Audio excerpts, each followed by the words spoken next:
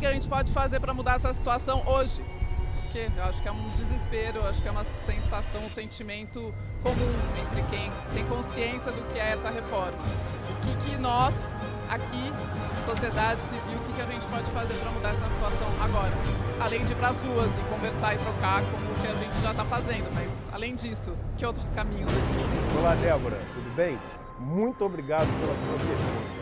E eu comungo desse sentimento, assim, às vezes até quase de desespero, de falar, caramba, como é que a gente pode contribuir para isso não passar?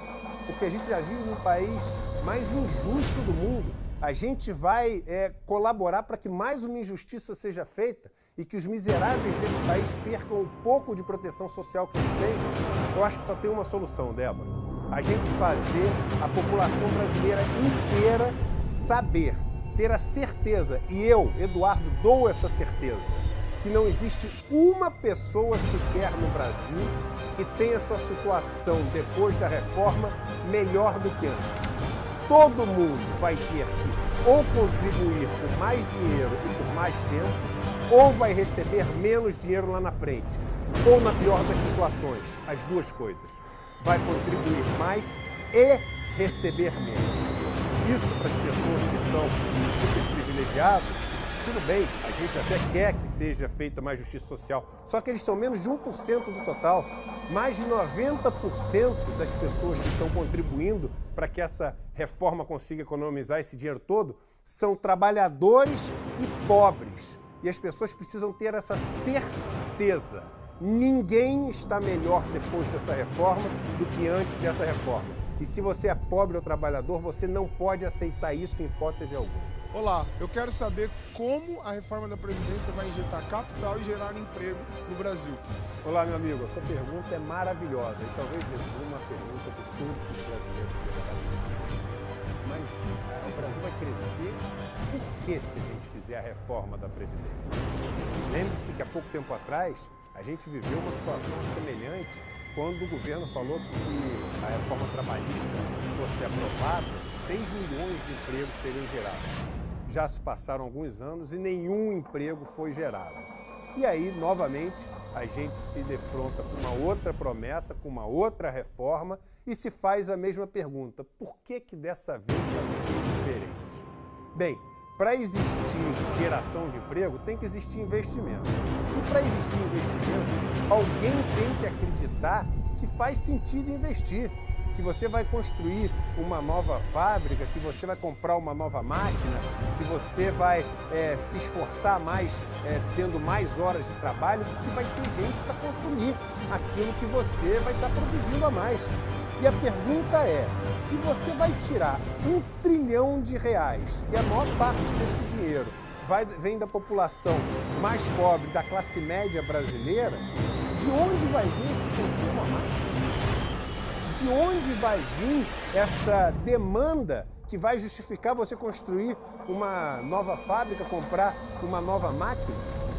Mais de 4 mil municípios do Brasil, ou seja, a maior parte dos municípios do Brasil, tem a sua economia toda baseada nos recursos que são depositados pela Previdência Social. Nesses lugares, os pequenos mercados têm a famosa caderneta. Você vai consumindo durante o mês inteiro, o sujeito lá, dono da loja, vai anotando. Quando cai a sua aposentadoria, você pega aquele dinheiro e honra a dívida que você tem lá com a casinha. E agora? Quem vai sustentar essas empresas todas? Você acha que nessas cidades todas do Brasil, que hoje vivem dos recursos que são depositados pela Previdência Social, o dono da lojinha, ele vai abrir uma outra lojinha? Ou possivelmente ele vai mandar embora 2 empregados e vai fechar um pedaço da loja dele porque sabe que vai ter menos recursos agora para comprar os produtos dele? Então, a sua pergunta é maravilhosa e deveria ser a pergunta de todo mundo. De onde vai vir esse tal crescimento que o governo promete? Da confiança do empresário? Mas que confiança é essa? Uma confiança meio esotérica que ninguém consegue explicar? Uma confiança divina que vai se apoderar das pessoas no dia seguinte que a reforma for aprovada? Ou será que os empresários tomam decisões racionais, lógicas, fazendo conta? porque se tomarem decisão fazendo conta, essa reforma destrói a economia brasileira. Eu sou Rafaela, tenho 19 anos e fazem 2 anos que eu trabalho CLT. Com quantos anos eu vou me aposentar? Oi, Rafaela.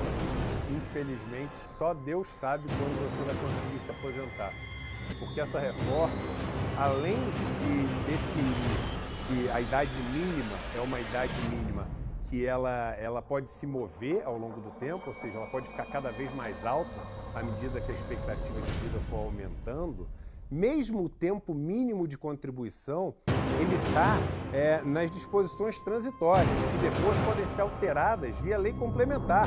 Ou seja, hoje estão dizendo que o tempo mínimo de contribuição que você vai ter que ter é de 15 anos completos, 15 vezes 12 meses. Mas até isso pode mudar lá na frente.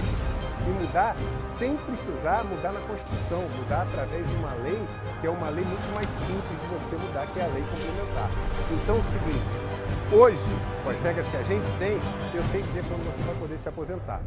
Quando você tiver 15 anos de contribuição e tiver uma idade mínima de 60 anos de idade. Ou depois de você ter contribuído durante 30 anos, independente da sua idade mínima, aplicando o fator previdenciário. Depois da reforma da Previdência, a gente não tem como saber com que idade você vai se aposentar e o pior, se você vai conseguir se aposentar. Eduardo, eu pergunto para você, o que vai mudar para nós, então, mulheres com essa Previdência? Para as mulheres, essa reforma da Previdência pode ser absolutamente cruel e danosa. Veja bem, se o regime de capitalização que é proposto pelo governo passar, a única coisa que define quanto você vai receber depois de se aposentar é uma conta matemática. E essa conta leva em consideração os seguintes parâmetros: quanto você ganhava, o tempo de contribuição que você teve e sua expectativa de vida. No caso das mulheres, no Brasil, as carreiras são mais curtas que as dos homens, ou seja, elas contribuem por menos tempo, os salários muito menores por causa do preconceito de gênero que existe no Brasil, e elas têm uma expectativa de vida maior. Ou seja, uma injustiça que já acontece na fase laboral, ela é multiplicada muitas vezes depois que as mulheres se aposentam.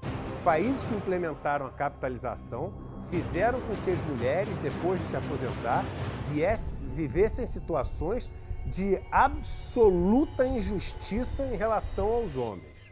E no caso, mesmo no caso de não passar o regime de capitalização, a gente tem que considerar o seguinte, que é uma reforma da Previdência que não considera que as mulheres têm uma vida não remunerada, de trabalho não remunerado, muito intensa, principalmente num país machista como o Brasil. É uma reforma que, vamos lembrar no começo, a proposta da reforma era igualar a idade do trabalhador rural e da trabalhadora rural, a idade mínima para os dois se aposentarem. Sem considerar que a trabalhadora rural, além de carpir o mato, além de ajudar na lavoura, além de fazer todo o serviço duro da roça, é ela que faz tudo dentro de casa. Ela que prepara os alunos para a escola, ela que leva os alunos, os filhos para a escola, ela que dá comida para os filhos, ela que prepara comida para o marido, ela que arruma a casa, ela que faz tudo dentro de casa. Então, é uma reforma que não considera o trabalho não remunerado que as mulheres têm num país como o Brasil. Então, passando a capitalização, ela é caótica e mesmo não passando a capitalização, ela é extremamente injusta para as mulheres. Viemos a São Paulo hoje para perguntar se as pessoas sabem sobre a reforma da Previdência. Será que elas estão informadas? Você sabe sobre a reforma da Previdência? Não exatamente. Então, eu estou acompanhando, mas eu confesso que eu devia estar acompanhando muito mais, pra ser bem honesto. Não estou muito inteirado sobre o assunto ainda. Você sabe o que muda para as mulheres com a reforma da Previdência? Você imagina que se você vai conseguir se aposentar com esse governo? Provavelmente não, né?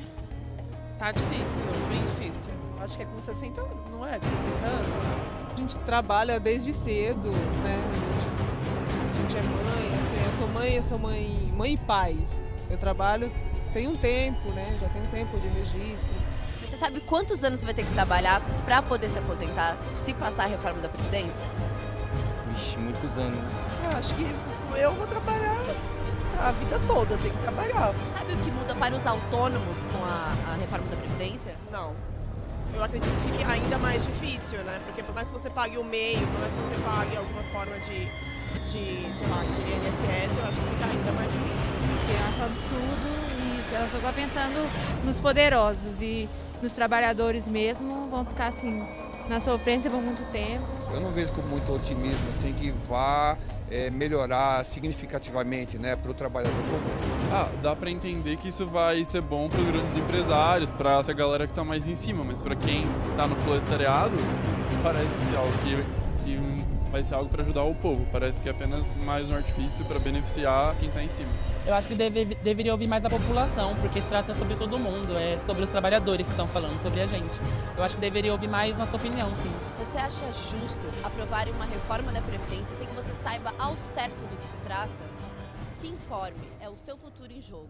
Acesse.